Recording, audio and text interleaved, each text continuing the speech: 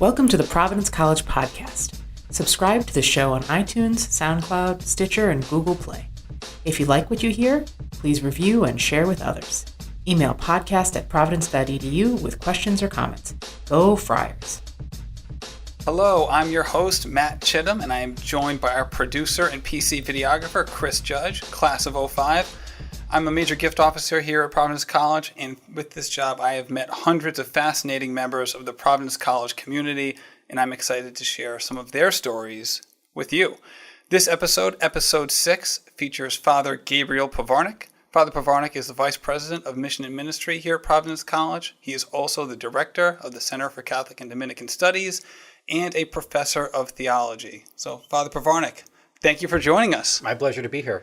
Yeah, so we're here. It's late summer here as we're recording, and obviously it's a slow time around the campus in general, but not necessarily for everyone who works at the school. So with your job, if you could just give us a background of what your many jobs mean for the school and what you do from a day-to-day basis.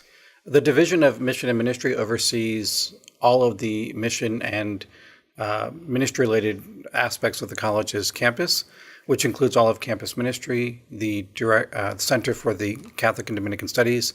It includes our alumni chaplains as well, and any kind of initiative or endeavor that tries to network the mission around the various departments and divisions of the campus, which means that I have a lot of fine print in my job description, which says you do everything else.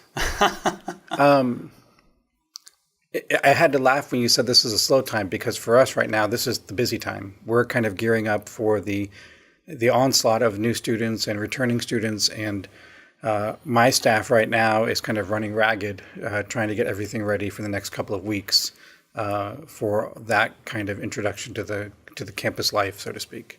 Right. So what are some of the things that they're focusing on?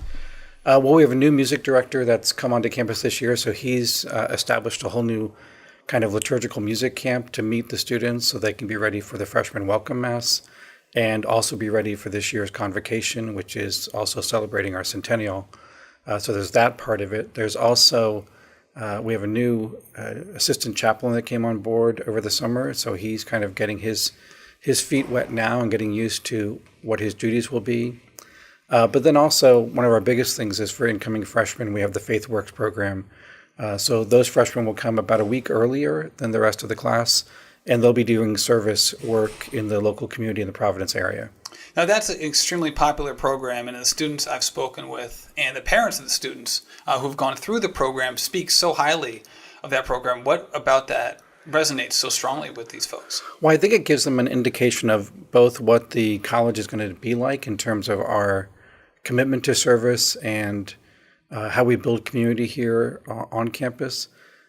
Our service project with FaithWorks has both the actual kind of physical service aspect to it, but also the reflection aspect to it. And we ask our students to sit back and kind of think about what it is that they were doing, reflect on how that's affected their lives or the experience that they've had, and how that might transform or change them in the course of these next 4 years.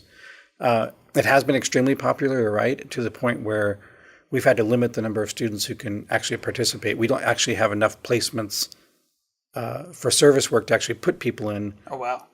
To meet the demand. So it's actually a pretty small group compared to the whole class. But so how many students? It's a little over 40. Okay. And right now the Diocese of Providence is telling us, don't give us any more than that because we have no place to put them. So it's a nice problem to have. Right. So over the roughly 1,000 students that will be coming in as freshmen. So this is pre-move-in, and they're on campus and in the community for several days. Exactly. And they're working with other students who've gone through the program before?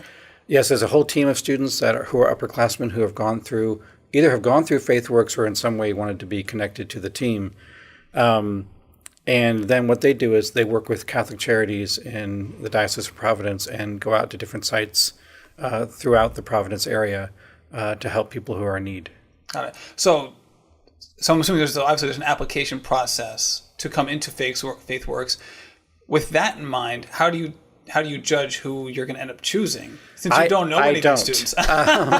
We have a coordinator of the program who is also our coordinator of all service immersion programs locally. And what she does is, as incoming students apply, it's basically a first come, first serve. Okay. So there are not necessarily criteria in terms of who gets in and who doesn't. We'll take the first 40 or so who are able to apply, but they do have to show some sort of. I mean, in order to apply, you have to show some sort of interest because it's not just a checking of a box. Right. You have to submit the application, and that takes some time. So. Right. So just doing the application itself shows the intent. Exactly. Willing to go through with it. So that obviously is a very well-regarded program. What other student initiatives that your team or have been working with that you feel like have gained a lot of traction, either recently or just historically? The biggest thing right now is that we developed a peer ministry program on campus probably about a year and a half ago now is when we first started to kind of seriously see its fruition. We technically started the program 2 years ago with a pilot program. In that first semester, we began to review it, and then the first year really began to build it up. This last year was the first time we had the full program in place, and now this coming year, it's just kind of exploded, which is all to the good. What it does is it asks incoming students and upperclassmen to form small, almost like small faith-sharing groups.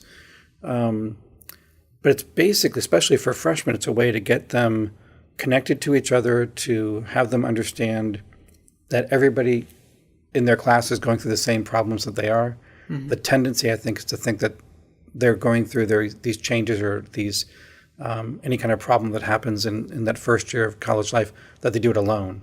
And as they get in these small groups together and start to talk to each other, they realize, oh, wait, that person's going through this too, and so is she, and so is he. And it's been a huge success. They have a chance to build community with each other, to talk about their faith, or to talk about just what's going on in their life, how they've made the adjustment to college life. And they get the example really from upperclassmen who have already gone through these things, have seen that there's a light at the end of the tunnel and everything will be fine. We started off, I believe, I'd have to go back and double check this. I believe we started off with maybe 4 groups then, and about 4 peer ministers. That went up to 8, then to 30. And I'm not even sure what it is this year. I think we had to actually pull it back down a little bit. Oh, wow. I think we're at 36 peer ministers, but we were looking at the possibility of having like 50 groups. And how many kids in a group? I think I'd have to go back and check, but it's 8, I think, in each group. Wow, so almost half the freshman class in that case? Now it's freshmen, sophomores, and juniors. So right. But still, it's at least 400 students. Oh, that's amazing. So what was what at the genesis of this program? You said it kind of got underway about 2 years ago. What started the program out? The biggest thing was that we had a donor that came forward who wanted to work with campus ministry in some way. We had some ideas about what we'd like to do on campus, and Father Cuddy, who was then the chaplain, he and his team and I and a few others had begun to talk about ways that we could invigorate the campus and the spiritual life of our students. And this was one of the programs that we decided to kind of, what's the right word, to show to these possible donors, to say, this is what we'd like to do. Are you interested? And they jumped at it. They were like, this is exactly what we'd like to do here and how we'd like to help. And that was a $500,000 donation that we received. Oh, wow. And it's funded, it's really hard to do a program for that many students continuously. Mm-hmm. So they meet, I think on average, they meet every week or every other week. And so to be able to do that and pull it off with both the organization, the supplies, the food, students eat like you wouldn't believe. In order to get that done, it does cost money, and they made it all possible. Got it. And obviously when you set out, you have these plans and the best case scenario, and you want to go a certain way, and it sounds like it has gone very, very well to the point where you said you had to kind of scale it back a little bit from the demand perspective. So what were some of the reasons that you think it took off at that rate? I think we were right in assessing the need. I mean, we knew that the students wanted a way to connect to each other, and when we pinpointed that and we saw that it was working, it did take off. It was one of the things that they just kind of resonated with them right away. The other thing was, I think, that it spread out the base of people, if that's the right phrase, we have lots of students who are active in campus ministry who serve on the pastoral council. And this was a way of expanding that pool of people because our peer ministers, we merged into our pastoral council group. So we have now, instead of 25 students who are overseeing all of campus ministry with our chaplains and campus ministers, we now have this group of like 50, 60 students who are networked now throughout the entire campus. Right. And that just makes a huge difference. Right. And you mentioned that while you have there's obviously a strong mission ministry component to the project, and from just the beginning stages of the planning of the project, you also have this element of just the normal, I'm having trouble with XYZ that any student can have. So you have this kind of merging of kind of student affairs and mission ministry in exactly. And we've even part of the way that this is expanded is that there's a new program starting in St. Joseph's Hall this year, the Gentlemen of St. Joe's, that's what we're calling it. And we're working with student affairs to make that possible. But it's also, the great thing about it is that it's also connecting into our peer ministry program. Oh, okay. So we have 2 peer ministry coordinators who are living on that hall to help with that program, who will also do the spiritual component of the Gentlemen of St. Joe's program. Right. And just looking at you right now, I'm sure it comes across in your voice as well. You're very excited about this program. No, not at all. But it also, for me personally, and hopefully some of our listeners feel the same way, I love hearing about kind of the origin story for someone in your position, right? When you kind of went down the path of, this is going to be my vocation and this is something I'm called to do. Did you see yourself, say 20, 30 years later, going this route? Or how does this tie into what you envisioned for your profession / vocation when you started this journey? Oh, this could be a long discussion. It doesn't look anything like I thought, to be honest. When I first started looking at the priesthood, I did so only reluctantly. Okay. And I was a senior in college. My campus minister, my chaplain at the time, just happened to be the vocations director for that local diocese. And one of my friends was entering the seminary, and I kept thinking, why is he doing this? He's like a really cool guy. I can't believe this. And I know, and that was my mindset. And right. And the campus minister had invited me to go on a vocations retreat, and at first I said yes, but I was like, I don't know. And I backed out of the retreat. Oh. At the very last minute, I was literally had my bag in my hand, getting onto the van, and I told him I can't go. And he probably did the smartest thing ever. He looked at me and goes, okay. And he shut the door and he drove away. Mm-hmm. And I sat there the entire weekend thinking, I should have gone. And I told him when he got back, I said, I just can't see myself as a priest. And he said to me, he goes, well, I can't see you as a priest either. And I went, what? Case closed. No. Yeah, I was like, and he goes, well, not yet. Because, but I can see you as someone looking at the priesthood. And that's the thing that sold me. And I said, well, I can do that. I can look. And I ended up entering the seminary for the diocese first and really kind of fell in love with what I was doing there, the life of prayer, the study. And it was only after being there for a little over a year that I started to look at the Dominicans, because one of the pastors that I was working with in a nearby parish had said to me, as I would commiserate with him in the afternoon sometimes, and we'd talk right before dinner, and I said, I have this weird feeling like I'm used to being around people praying together because of the seminary, and it's weird to do this on your own. And he goes, well, you're probably attracted to community life, and you should be looking at community life. And I was like, what's that? Right. And as it turned out, we had a Dominican that came to the seminary that year to teach, and the rest is history. Got it. Yeah. Interesting. So then you obviously go down the path. And my thought went upon entering was that I'd probably be a parish priest somewhere. Mm-hmm. But I did want to teach. I always wanted to teach, even in college. And when I first started looking at the possibility, I had, even when I was doing my doctorate, I think the assumption for me was that I was going to stay on at our house of studies and teach sacraments to our would-be priests, to our seminarians. And it was halfway through my last semester in Washington that the provincial, he came by, he knocked on my door and he said, can I see you for a second? I'll be down in my room. I said, sure, no problem. And I go down and knock on the door. He goes, I think I've changed my mind. I'm going to send you to PC. Oh. And I went, oh, okay. And I'd already moved my stuff up into the office on the second floor of the House of Studies. That was going to be my teaching office for the seminary there. And I'm thinking, okay, now I got to pack everything back up, take everything down. I had to arrange an interview up here and do the application process for here. And I did all that. When I first came here, I still am extremely happy with what I'm doing. But when I first came, I was strictly teaching. Mm-hmm. And 3 years into that, I was asked to direct the Center for Catholic and Dominican Studies. And then shortly thereafter was asked to become the vice president for mission and ministry. And I didn't see that coming at all. I remember vividly the time when I first sat down with an administrator who broached the idea with me. And it was I was almost 2 years before I actually took the position. And I just looked at him like, are you crazy? I was like, I have no experience with this. I'm not used to, I was just getting my feet wet as the director of the center. And so I wasn't expecting it. But each one of those turns or each one of those kind of changes in my profession, so to speak, that I have here, has been grace-filled and God-sent, I think. It's been, each one's been a little bit of an adventure at times, but all to the good and has really kind of been so rewarding. I can't imagine now not living my vocation this way. Right.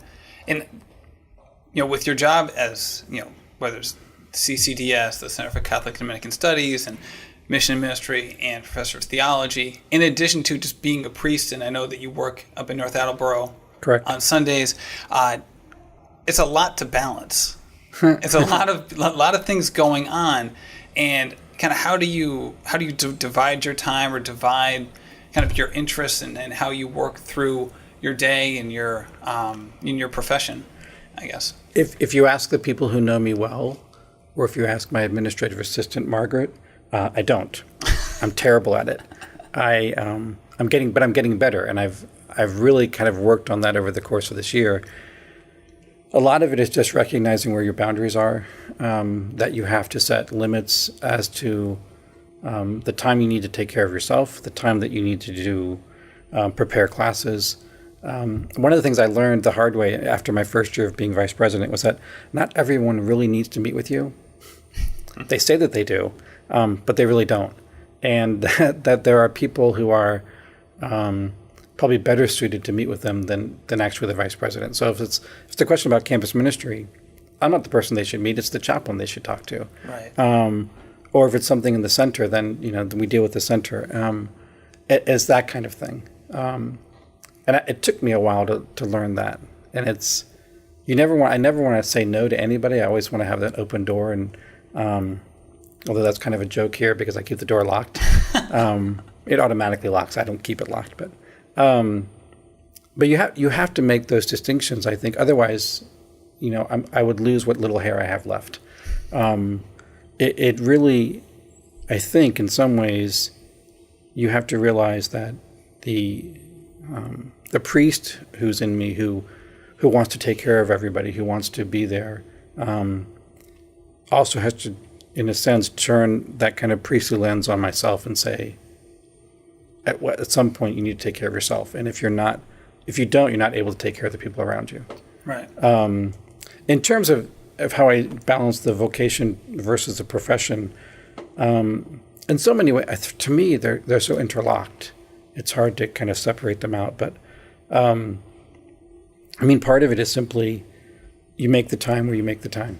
Mm-hmm. I don't know if that's answered your question completely, but... No, absolutely. And I think it also begs another question, however, where you mentioned when you got into the seminary, the point where you were doing a lot of reading, a lot of prayer, kind of the work that I think most people would envision when they think of a seminary, but I can't imagine you having a lot of time for that now.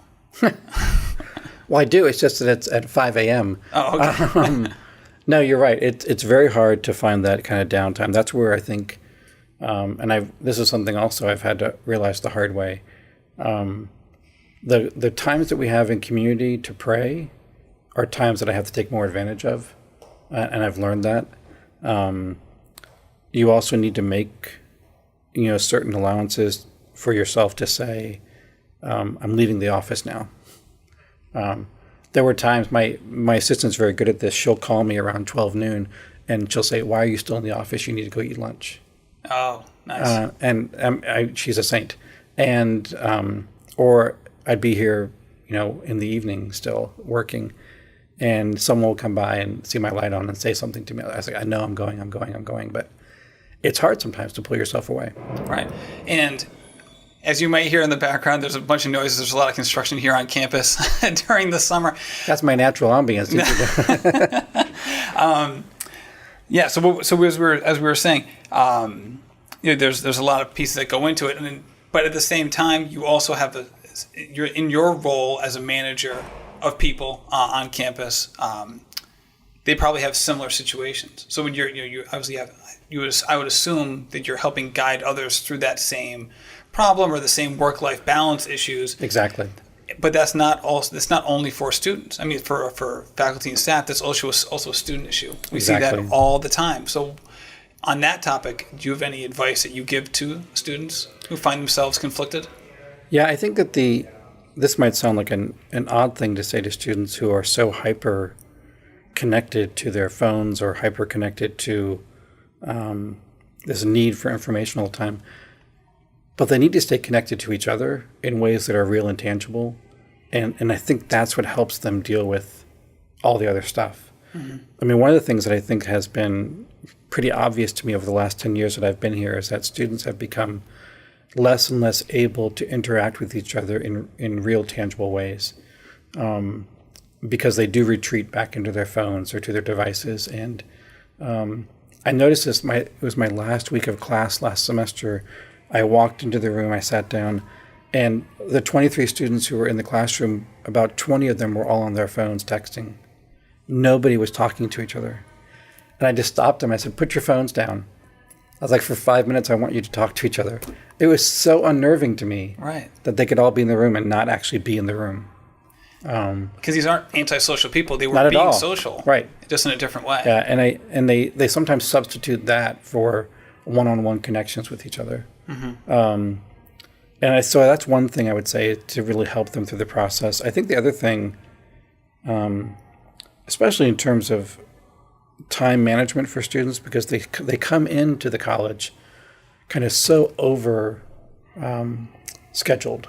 They're used to having something every hour of the day, until 9, 10 o'clock at night. I tell them the best thing you can do for yourself while you're here is sleep. They always laugh at me when I say that, right? Just like you did. But it's true. They need to sleep more. And it's okay not to do something like with every group that you're in. You just don't have to do it. And you can pick and choose. And I said, pick one activity. You don't need to pick 5. Mm-hmm. But they still have a hard time hearing that. Interesting. I think they have been sold a bill of goods that says if I'm not doing 5 or 6 or 7 extracurricular activities, I'm not going to get a job when I graduate. And it's just not true. Right. So. Right. I think that's also a byproduct of sometimes the admission cycle. You hear exactly. If I need to be part of 5 clubs, so I can put it on my application, and so on and so forth. Exactly. That's a good point. And you also have that situation where, especially for incoming freshmen, you kind of have, it's almost a paradox in a way, because you have this desire to meet as many people as you can. The first 6 weeks is such a unique time for a freshman, because almost no other time in your life are you going to be in a situation where you can just go up and introduce yourself, just basically like a cold intro to somebody, and it's completely normal. Yeah. Because people are almost expecting you to do it. Exactly. So you have this, all right, take advantage of this time perspective, and then the perspective that you just mentioned of you don't want to be an inch deep and a mile wide. You want to kind of dive into things. Exactly. And it's funny because Father Noel often says this during his freshman orientation talk. Nobody knows you when you come here, and you can become any person you want to be. And so you're not limited by people's preconceptions or by their notions of who you were over the last 10 years. Unless your entire graduating class from high school comes here, which doesn't happen, you have a chance to kind of redefine or recreate yourself. And that's something I think that especially our freshman students can take advantage of, but it's difficult to do that on your own. You kind of need someone to help you through the process of determining or discerning what you want to become in your life. Right. And that's where you guys come in. We try. Well, thank you so much, Father Pivarnik, for doing this. Is there anything that you would like to tell our podcast listeners or any message you want to get out? Now you put me on the spot. While you're thinking about that, if someone wants to get in touch with you, what's the best way? Honestly, the best way probably is through email. Okay. Do you want me to give that out? Let's do it. Okay, so it's gpivarni@providence.edu. Am I going to regret saying that? Am I going to get like thousands of emails now? If that would be a great problem to have. Think about all the people that would want to hear from Father Pivarnik. Oh, that's true. That would be fun. I can't guarantee that I'll email everybody back. But no, I'm just kidding. The last thing I would say is, this is a great year for the college in terms of our centennial, but it's also, I think, a great year for mission and ministry. We're looking at what 100 years of Dominican life has done for Providence College. And I think it's also asking us to kind of reorient ourselves around the mission of the college and what we're called to be as an academic community, as a faith community, as people rooted in the spirit of St. Dominic. So you said earlier that in my voice you could tell I was excited about some of the prospects. I'm more excited about what the next year is going to bring, because I see us kind of taking on a whole new life and dimension for where the college will be for the next 100 years. That's great. Well, thank you so much. Thank you.